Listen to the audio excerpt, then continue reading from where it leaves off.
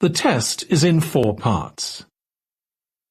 At the end of the test, you will be given 10 minutes to transfer your answers to the answer sheet.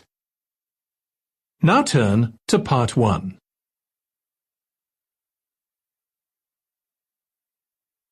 Part 1. You will hear a conversation between a student and a job advisor. First, you have some time to look at questions 1 to 5.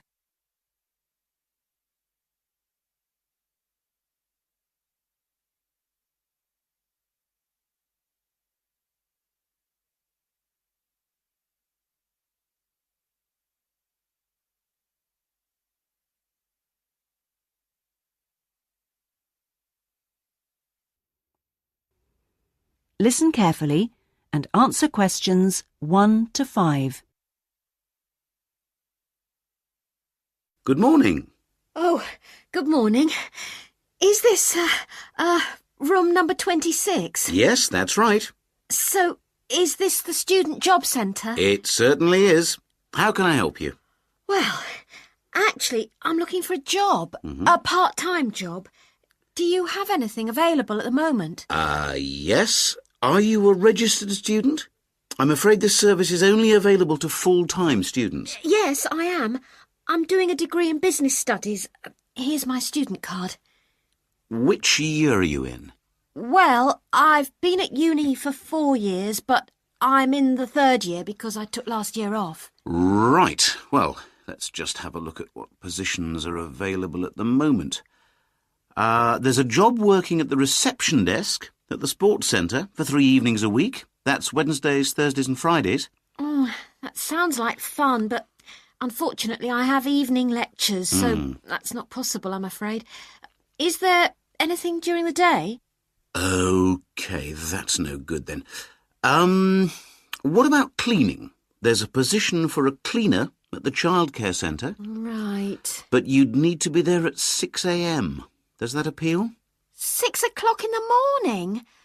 Ooh, that's far too early for me, I'm afraid. I'd never make it that early in the morning. Well, there was a position going in the computer lab for 3 days a week that might be OK. Here it is. No, it's in the library, not the lab.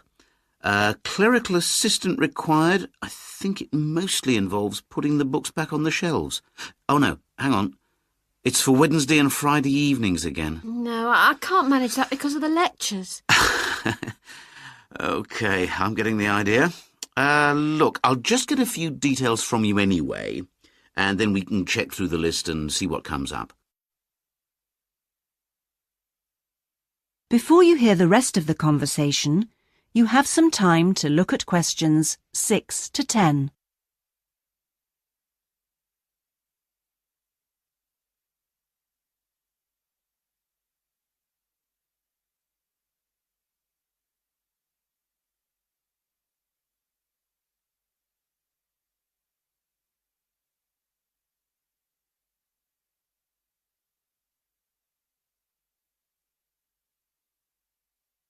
Now listen and answer questions 6 to 10. We'll fill in the personal details on this application form first, if that's OK. Yeah, that's fine. Now, what's your name again? Anita Newman. That's Newman. And your address, Anita? I'm in one of the halls of residence for postgraduate students. You know, International House. OK, that's easy. What's your room number there? Room B569. No, sorry, B659. I always get that wrong. I haven't been living there very long. Do you have any other skills? Typing, languages, that sort of thing? Well, I speak some Japanese. Right, I'll make a note of that. Now, let's see what else is available. What do you think of administrative work? There's a position for an office assistant at the English Language Centre. That sounds interesting. It's for 3 days a week, Monday, Friday and Saturday mornings. Interested? I was hoping to have Saturdays free, but I need the work, so... Can you tell me what the job involves? Yep, sure. It says here that you'll be required to deal with student inquiries and answer the phone. I'm sure I can handle all that without a problem. Great. Well, would you like me to arrange an interview for you? Say Friday morning around 10? Oh, can we make it a bit later? Unfortunately, I've got something to do at 10. Would that be okay? Not a problem. How about 11:30? Hope it works out for you, Anita. Me too. And thanks for all your help.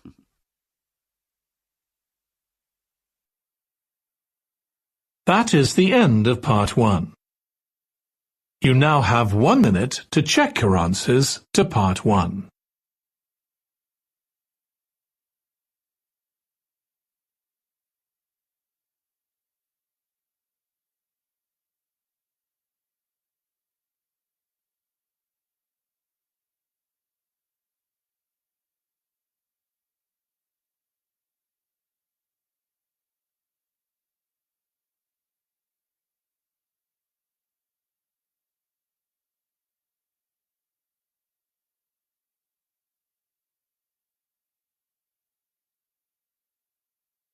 Part 2. You will hear a talk given by a group offering a walking holiday to raise money for charity. First, you have some time to look at questions 11 to 16.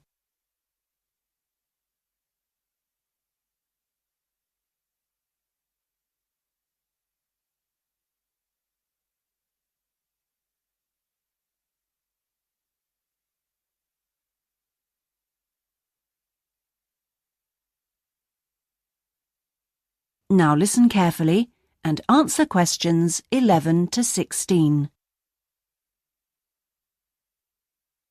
Good morning. I'm very pleased to have been invited along to your club to talk about our charity-sponsored walking holiday for education aid. I'll start by giving you a brief overview of what it entails. First of all, let me explain what we mean by sponsored here.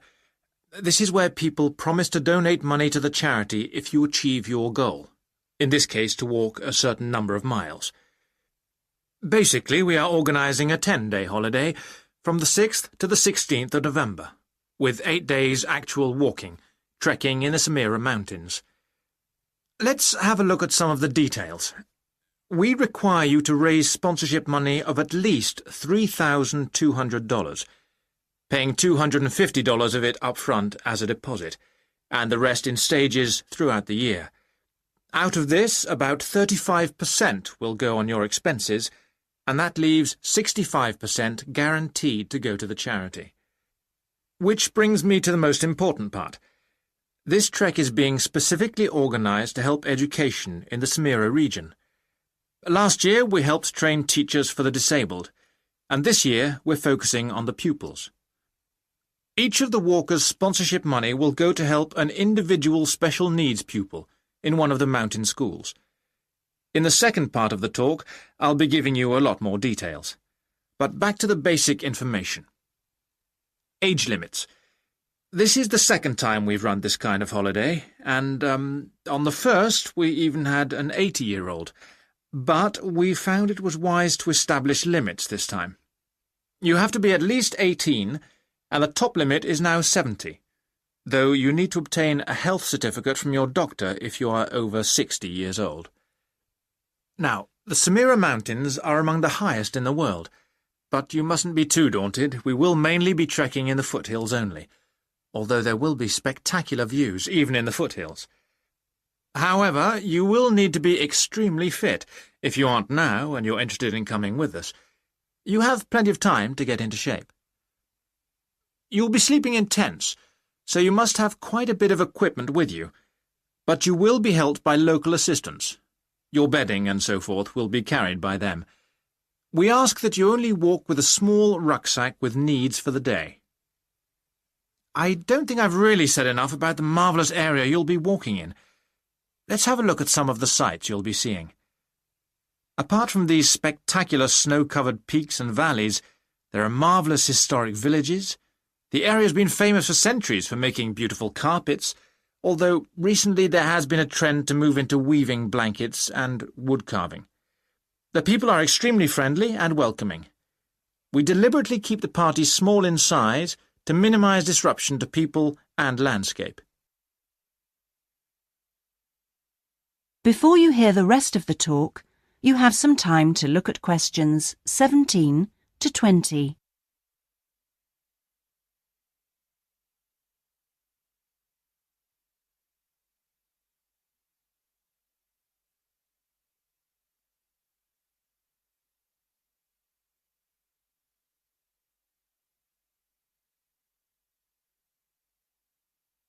Now listen and answer questions 17 to 20. I hope that there are still some people interested. I will be distributing leaflets at the end where you can find out more information. But just for the moment, I'll outline the itinerary, the main high points of the holiday. Obviously, you'll start by flying out to Kishba, the capital city, on day 1.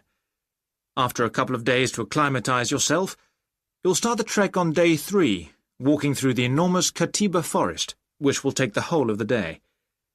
Day 4 takes us higher up, going through the foothills, past a number of villages, and visiting a school for the disabled in Sohan. Then you have a rest day, that's day 5, before going to the spectacular Kumi Temple, with 12th century carvings, set in a small forest by a lake, and that's day 6, the highlight for many. We stay near there for day 7, because then comes the hardest day, walking through very mountainous country, but culminating in a swim in the Pate Falls. This is the highest waterfall in the region. Day 9 is much easier, with part of the day spent in a village where they make some of the gorgeous red blankets. Then back down to Kishba and the journey home. So, you can see it's a pretty packed timetable. That is the end of part 2. You now have 30 seconds to check your answers to part 2.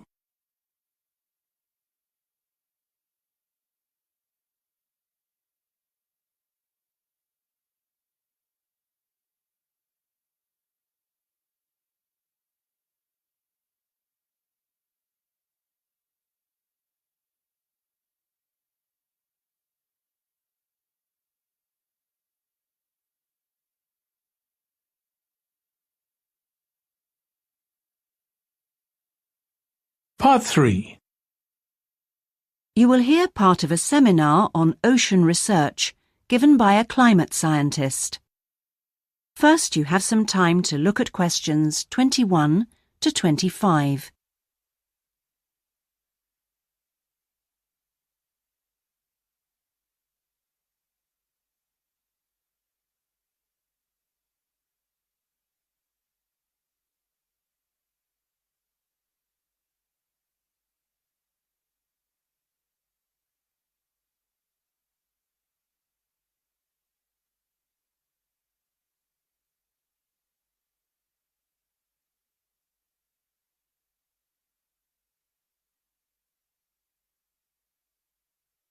Now listen carefully and answer questions 21 to 25.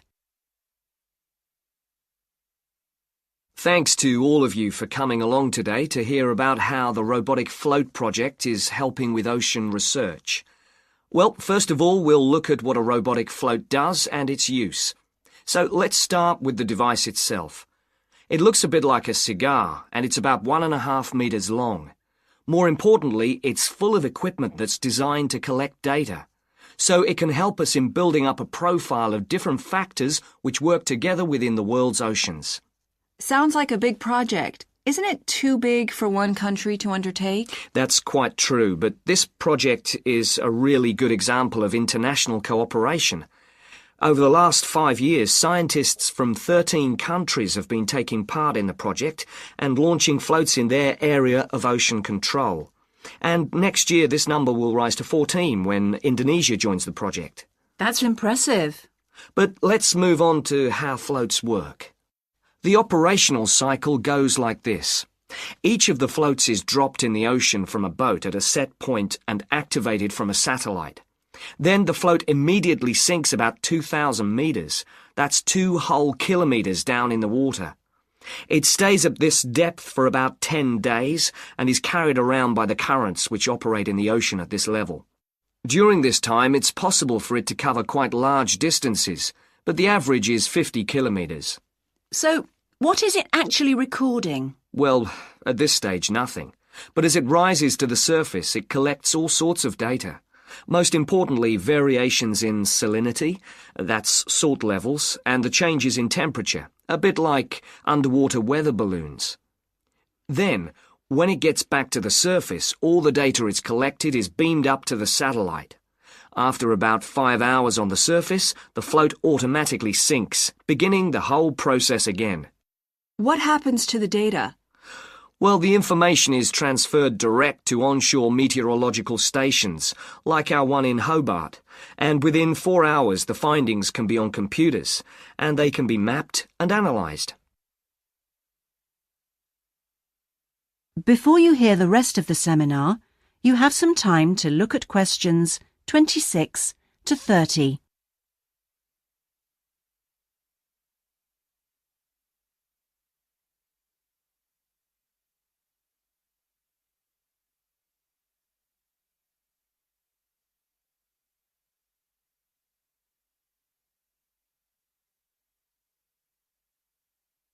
Now listen and answer questions 26 to 30. You say you're building models of the world's ocean systems, but how are they going to be used? And more importantly, when? Some of the data has already helped in completing projects. For example, our understanding of the underlying causes of El Niño events is being confirmed by float data. Another way we're using float data is to help us to understand the mechanics of climate change, like global warming and ozone depletion. That's part of an ongoing variability study, but the results are still a long way off. However, this is not the case with our ocean weather forecasting. Because we know from the floats what the prevailing weather conditions will be in certain parts of the ocean, we can advise the Navy on search and rescue missions. That's happening right now, and many yachtsmen owe their lives to the success of this project. In addition, the float data can help us to look at the biological implications of ocean processes. Would that help with preserving fish stocks? Yes, and advising governments on fisheries legislation. We're well on the way to completing a project on this. We hope it will help to bring about more sustainable fishing practices. We'll be seeing the results of that quite soon. It sounds like the data from floats has lots of applications. Yes, it does. It's also a powerful agricultural tool. If we were aware of what the weather would be like, say, next year, we could make sure that the farmers planted appropriate grain varieties to produce the best yield from the available rainfall. That sounds a bit like science fiction, especially when now we can't even tell them when a drought will break. I agree that this concept is still a long way in the future, but it will come eventually, and the float data will have made a contribution.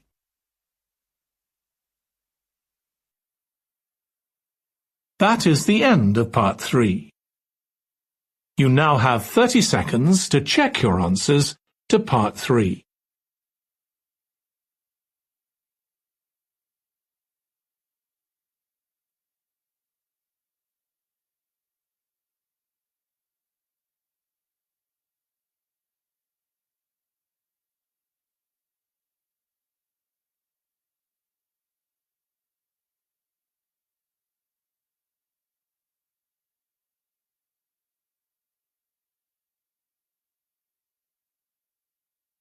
Part 4.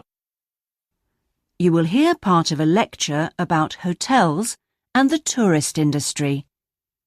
First, you have some time to look at questions 31 to 40.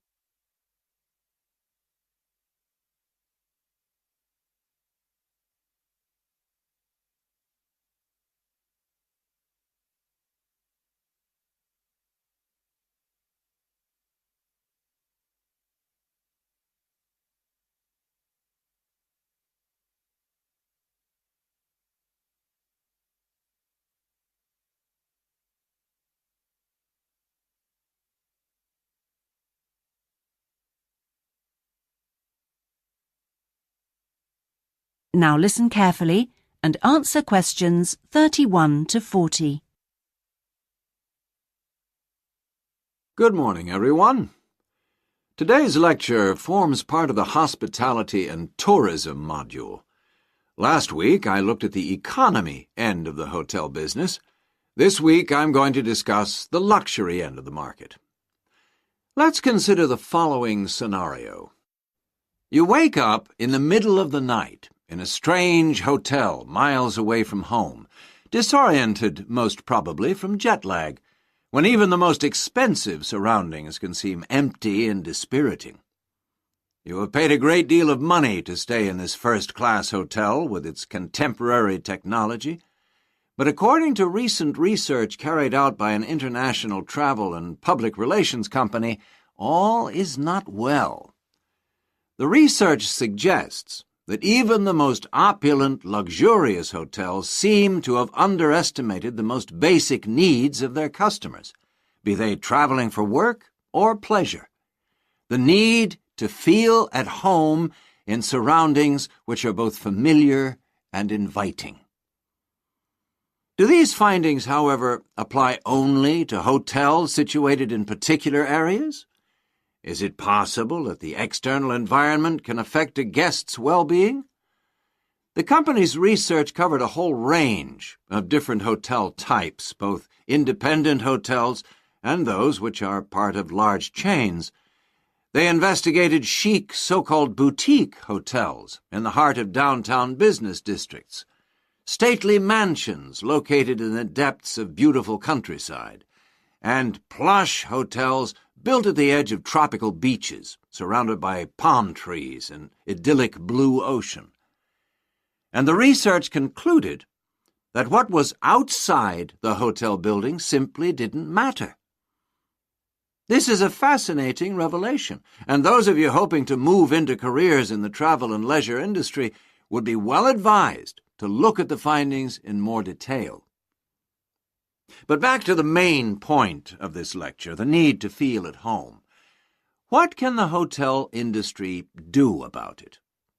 And is the very idea so subjective that it's impossible to do anything about it on a global basis?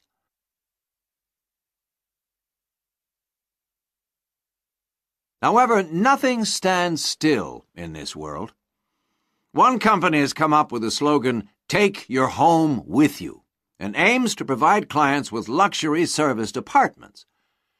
Those in the business travel industry maintain that these serviced apartments dispense with all the unwanted and expensive hotel services that business travelers don't want, while maximizing the facilities they do want. For example, not only sleeping and living accommodation, but also a sleek modern kitchen that allows guests to cook and entertain, if they wish, at no additional cost. The attractions of such facilities are obvious, and it'll be interesting to see whether the company manages to establish a trend all over the world and make a lasting impact on the luxury accommodation market. Now, finally, I want to consider the psychology underpinning the traditional holiday hotel industry. As a hotelier, how do you go about attracting people to give up the security of their own home and entrust themselves to staying in a completely strange place and sleeping in an unfamiliar bed? Firstly, hotels exploit people's need to escape the predictability of their everyday lives. For a few days, people can pretend they are free of responsibilities and can indulge themselves. Secondly, there is something very powerful in our need to be pampered and looked after. It's almost as if we returned to being a baby when everything was done for us and we felt safe and secure. And not far removed from this is the pleasure in being spoilt and given little treats, like the minuscule bottles of shampoo and tiny bars of soap, the chocolate on your pillow at night. And we actually forget that we are paying for it all. Next week, I'm going to look at eco-hotels, a fairly new phenomenon, but increasingly popular, particularly...